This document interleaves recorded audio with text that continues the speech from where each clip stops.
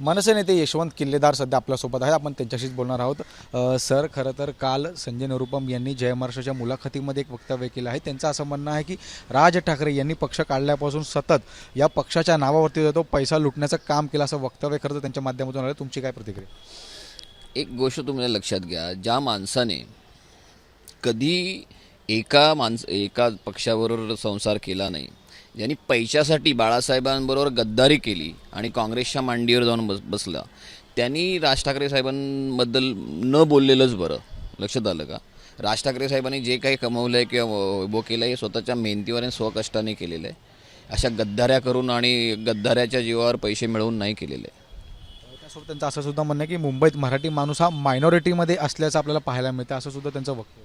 कसं आहे, हे सगळे उपरे लोक आहेत. हे उपरे लोक इथे येऊन मराठी माणसांचा हक्क मारतात आणि पुन्हा हेच उपरे लोक मराठी माणूस मायनॉरिटी आहे हे बोलण्यापर्यंत ह्यांची मजल गेलेली आहे.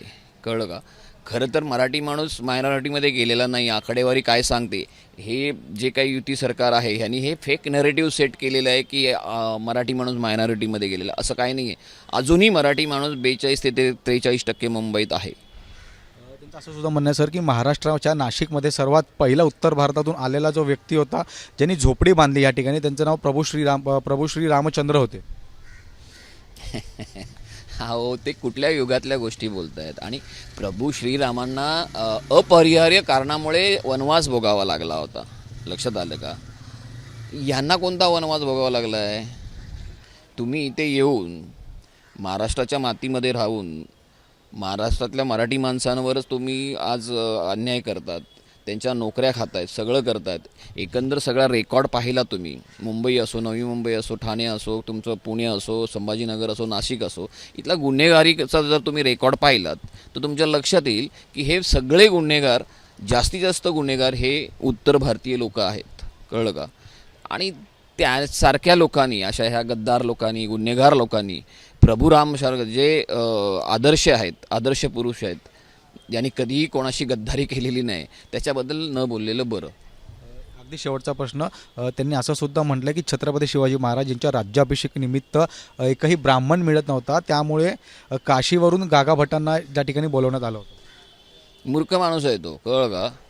काशीवरून गागा भट्टांना बोलवलं होतं, मान्य आहे. गागा भट्ट आले, त्यांना विधिवत ज्या गोष्टी दिल्या होत्या ते केले आणि ते परत गेले. बरोबर? ते इथे येऊन स्थायिक नाही झाले यांच्यासारखे. तेव्हापासून उत्तर भारतीय हे महाराष्ट्रात राहतात. कसं काय संबंध काय? ते काय स्थायिक झाले काय? ते त्यांच्या पिढ्या इथे वाढायला काही बोलायचं. आणि ज्या शिवाजी महाराजांचे तुम्ही दाखले देत आहेत ना, त्या शिवाजी महाराजांच्या नंतर मराठ्यांनी उत्तर भारतावर देखील राज्य केलेलं आहे.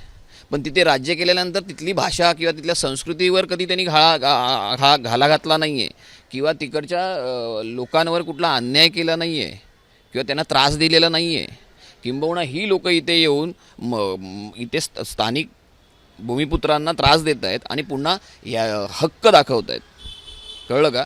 त्यामुळे हे निरुपम जे काही दाखले देत आहेत ना, हे दाखल्याला काही अर्थ नाही. निरर्थक गोष्टी आहेत, मूर्ख गोष्टी आहेत या सगळ्या. सर, अगदी शेवटचा प्रश्न, वंदे मातरम हे उद्यापासून सर्व शाळांमध्ये 7 तारखेनंतर त्यांचे गाणं गाण्यासाठी अनिवार्य केलं. यावरती आता अबू आझमी यांची प्रतिक्रिया आली आहे की हे सर्व चुकीचं आहे. उद्या आम्ही सुद्धा बोलू शकतो की कुराण वाचायला सर्व शाळांमध्ये लावणार का? हे चालेल का? अरे बाबा, कुराण हा एका विशिष्ट धर्माचा विषय आहे. कळलं? जसं गीता एक विशिष्ट धर्माचा विषय आहे, प्रत्येक धर्माची बायबल एक विशिष्ट धर्माचा विषय आहे. वंदे मातरम हा देशभक्तीचा गीत आहे, देशभक्तीपर गीत आहे. तुम्ही ज्या देशात राहता त्या देशातल्या शाळांमध्ये वंदे मातरम बोलायचं नाही तर कुठे बोलायचं? कुराण आणि वंदे मातरम ह्याची एक तुम्हाला तुलना होऊ शकते का? हे कुराण आहे, बायबल आहे, गीता आहे, हे धार्मिक ग्रंथ आहेत. तुम्ही धर्माचा आणि देशाचा एकमेकांशी संबंध कसं काय लावू शकता? ह्याच्यावरून ह्यांच्या बुद्धीची कीव करायची वाटते. आणि मला वाटतं निवडणुका आल्या की ह्यांना ह्या अशा सगळ्या गोष्टी सुचतात. धर्मात जातीत तेढ निर्माण करणं, हे एवढंच यांना कळतं. आत्तापर्यंत यांचं राजकारण या गोष्टीवरच चाललेलं आहे आणि लोकसुज्ञ लोकांना कळतं. धन्यवाद सर. तर हे होते मनसे नेते यशवंत किल्लेदार. व्हिडिओ जर्नलिस्ट मनोज सोलंकीसह मी जय पवार, जय महाराष्ट्र न्यूज, मुंबई.